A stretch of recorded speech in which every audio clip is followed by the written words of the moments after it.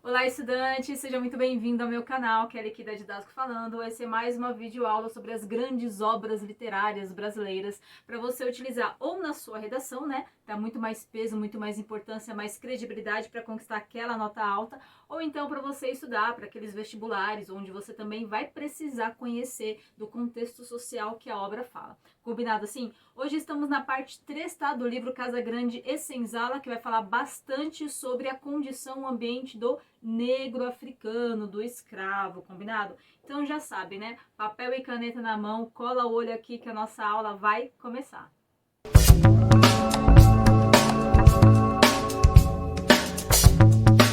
Pessoal, lembrando, essa é mais uma das grandes obras literárias que está aqui na nossa playlist. Lá estão todos os resumos de livros, sabe? Machado de Assis, Guimarães Rosa, Graciliano Ramos, todos estão lá organizados para você na playlist Grandes Obras Literárias Brasileiras, tá bom? Para você detonar aí. E segundo recadinho, esse é uma amostra, um pouco de tudo que a gente tem no nosso curso. Exatamente, a gente tem um curso de redação, onde você sai de lá com seu repertório cheio, bastante rico de livros, filmes, contexto de sociologia, de filosofia, fato histórico, afinal de contas, contra fatos, não dá argumento, ele vai dar muito mais veracidade e importância para sua redação, combinado?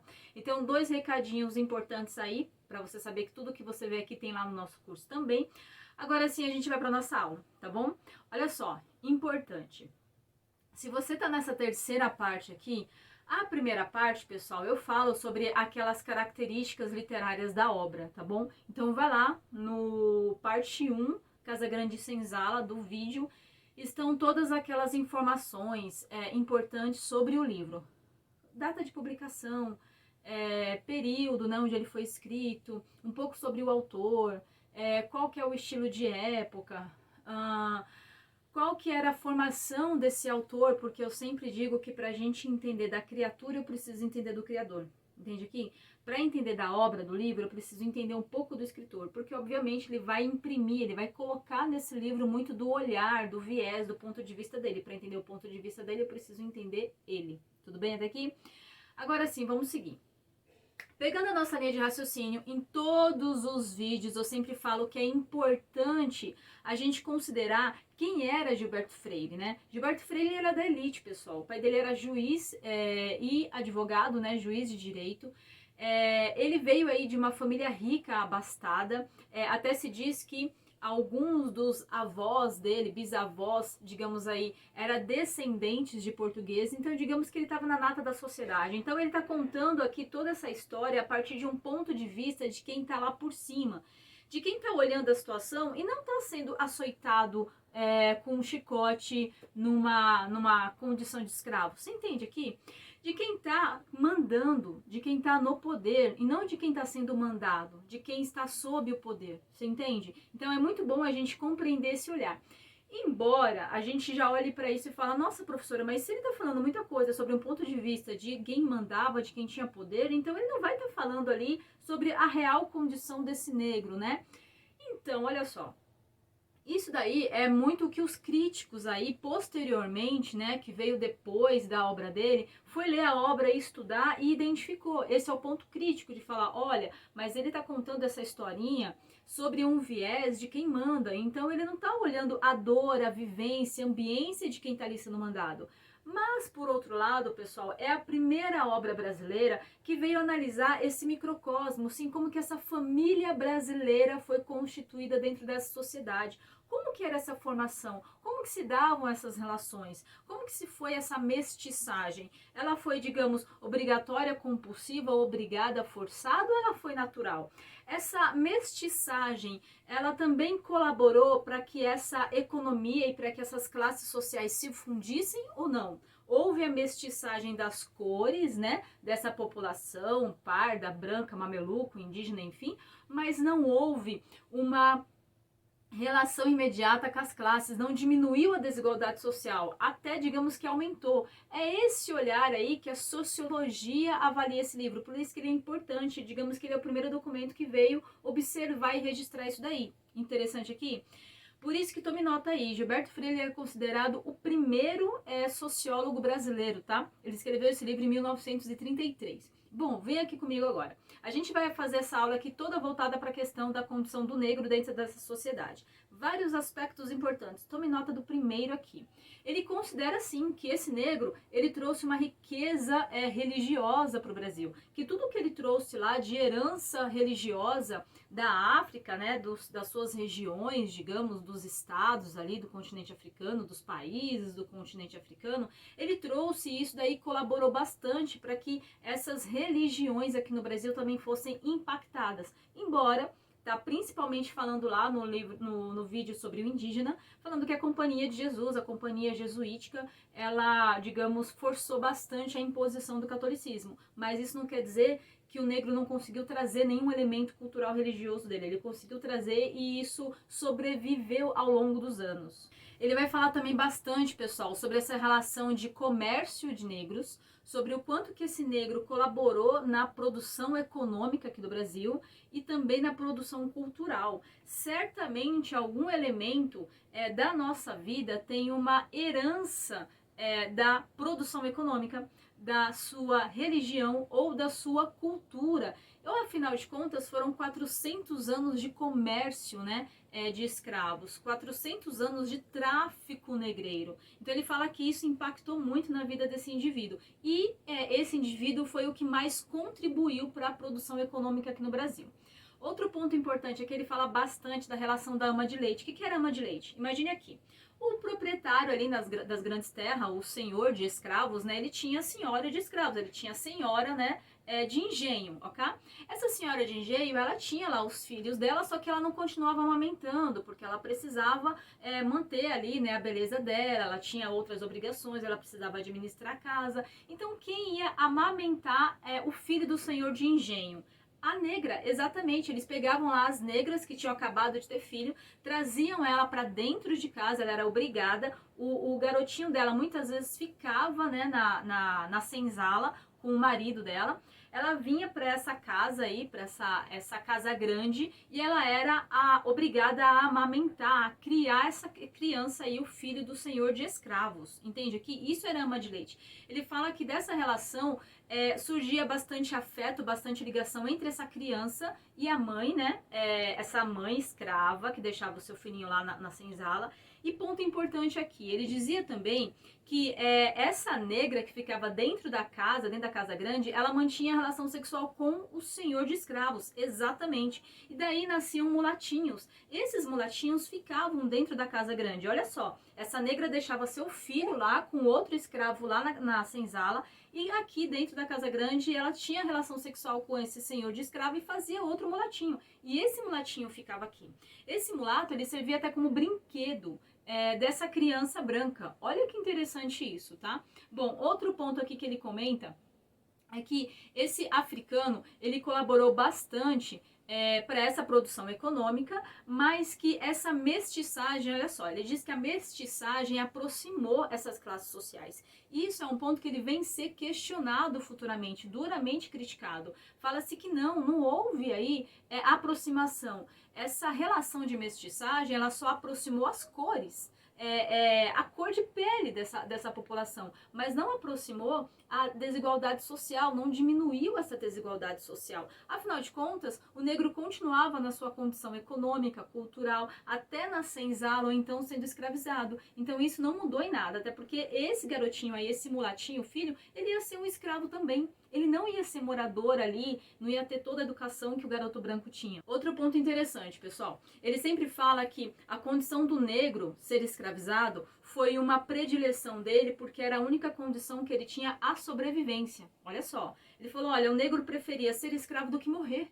Ele vinha aqui para o Brasil aos montes, ele percebia que a condição dele era de ser, digamos ali, subalterno a esse poder do senhor de escravos, então ele não tinha muita força contra esse senhor. Só restava para ele aceitar a sua condição de escravizado, de ficar sob o seu poder. Era a única condição de sobrevivência. Fez sentido aqui para você? Acho interessante você anotar isso também, tá? Outro ponto que ele comenta aqui bastante é que dessa fusão cultural ele diz que o Brasil ele se tornou o que ele é, que a gente não tem condição de imaginar o que seria o Brasil se não fosse essa fusão cultural para com o negro escravizado, o negro africano. Todas essas raízes que ele trouxe de lá foi muita riqueza de cultura. Ele até dizia que toda essa cultura, essa riqueza que o negro africano trouxe era muito mais valioso, muito mais diferente, muito mais diversificado do que o português trouxe para o Brasil. Esse é um ponto que ele analisa, pessoal. E aí a gente pode ver isso de repente na culinária, na cultura, na música, nas lutas. Afinal de contas, estou pensando aqui, a capoeira, ela foi uma forma que o negro utilizava de lutar, trazendo elementos da dança. E isso ficou muito forte aqui no Brasil, né? Então, é isso que ele deixa muito claro, o quanto que esse negro trouxe de riqueza cultural aqui no Brasil e que isso realmente perpetuou. Isso virou uma herança. Isso deixou um legado aqui no Brasil. Fez sentido para você? Outro ponto aqui para você anotar, tá? Ele disse que esse foi um dos únicos momentos que o Gilberto Freire, dentro do seu livro, olhou para o negro escravo de uma forma mais empática, tá? Ele disse que esse negro que está vindo de lá da África para cá, ele está saindo do seu ambiente, da sua cultura, tá sendo recebido por gente estranha, é esse termo mesmo que ele usa no livro, e que está sendo um ambiente muito hostil, sabe? Ele é desprezado aqui, ele é maltratado aqui, ele está sendo mais um objeto, uma ferramenta do que um humano aqui. Então ele fala que essa condição que o negro veio aqui, muito hostilizado, isso não foi benéfico, isso não foi interessante. É o único momento que os críticos olham o livro dele e falam, opa, até que enfim ele comentou algo. Segundo ponto aqui, tá? Mais um item que eu quero te falar. Ele fala que essa sociedade que era monocultura, escravocrata, agrária, e que tinha uma relação muito de dependência com a corte portuguesa, com Portugal, ele falou que isso, digamos que, profissionalizou, deixou com que esse desenvolvimento ele fosse mais organizado. Aqui está uma crítica, muita gente, muito sociólogo, muitos estudiosos olharam esse livro e falam, nossa, não é que ela foi organizada, ela foi aos moldes do português, mas isso não foi totalmente benéfico nem para o indígena nem para o negro. Mas pelo viés aqui do Gilberto Freire, ele está falando que aqui tinha uma produção e ela era desorganizada, você entende aqui? E a organização econômica e produção econômica que o português trouxe para cá, nesses três moldes que eu te falei, monocultura, agrária e escravocrata, foi o que organizou para que o Brasil conseguisse produzir bastante riqueza. Tome nota disso daí, tá? Mais um ponto importante aqui. Ele está dizendo que essa fusão de cultura foi muito benéfica para o Brasil, que isso trouxe, como eu te falei, diversidade cultural, trouxe mais elementos de idioma, de língua, de sotaque, de música, de culinária, de dança, de comportamento, de costumes. Afinal de contas, principalmente esses negros domésticos, eles estavam dentro da casa do senhor de engenho. Então eles traziam bastante elementos culturais que fixavam ali, né? Afinal de contas, quem é que cozinhava? Quem é que limpava? Quem é que organizava? Quem é que criava o filho do senhor de engenho? Era negra escrava doméstica, tá? Então ele fala que todos os seus elementos ficaram ali enraizados dentro dessa cultura brasileira, tudo bem? Outro ponto aqui, ele olha essa fusão cultural de forma muito positivista, tá? Ele fala, isso foi bom pro Brasil, isso foi bom pro negro, porque ele sobreviveu, ele saiu de lá, de uma condição de miséria da África, e aqui ele tinha o trabalho, tinha a produção. Isso também é outro ponto que os estudiosos criticam, que falam, olha, você esvaziou o sentido disso. Essa condição que o negro veio para cá não foi benéfica para ele. Será que não era legal ele ficar lá na sua região e desenvolver lá, no ambiente dele? Ele não saiu da ambiência dele, veio aqui ser escravizado, agora você quer falar que isso foi positivo para o Brasil? Foi positivo para a corte portuguesa, mas para o Brasil não. Isso foi uma desvalidação da condição desse negro que estava aqui, de sofrimento, de açoite, de obrigação, de ser um escravo, de ser uma ferramenta, um objeto. Isso não foi valorização do negro, isso não foi positivo para ele de forma nenhuma. Então você entende aqui que é muito mais como ele conta a história que faz com que os sociólogos e estudiosos criem um olhar crítico sobre isso, tá? O que é validado ali é que o que ele conta é o que realmente acontecia, mas ele conta de uma forma que parece que beneficia a situação. Ou seja, ele conta que havia escravização, que havia relação sexual forçada, que as negras vieram para cá muito pela questão da falta da mulher branca, que haviam muitos homens aqui, muitos homens brancos portugueses e não tinha mulher suficiente para eles, então essas negras eram obrigadas a ter relação sexual, você entende? Então ele conta isso de forma muito natural e na realidade não foi dessa forma, foi de forma muito sofrida, de forma muito dizimada, de forma que invalidou essa população que chegou aqui. Ela só servia unicamente como objeto, como ferramenta, e não com um olhar humano de contribuição mesmo para a história, de fazer parte, digamos, do miolo da elite. Ela nunca fez parte do miolo da elite. Ela sempre esteve às margens dessa sociedade. Quando eu digo de margem, não é marginalização, ideia de crime, não é isso. Eu digo que ela estava à beira dessa sociedade, ela estava ali às margens, sabe, aos cantos da sociedade. Ela nunca veio para realmente fazer parte desse sistema no seu miolo e ser tão importante quanto essa corte portuguesa. Fez sentido aqui para você? Pessoal, agora sim, promessa cumprida, a gente finalizou o livro Casagrande Senzala, que também tá lá no nosso curso de redação, tá?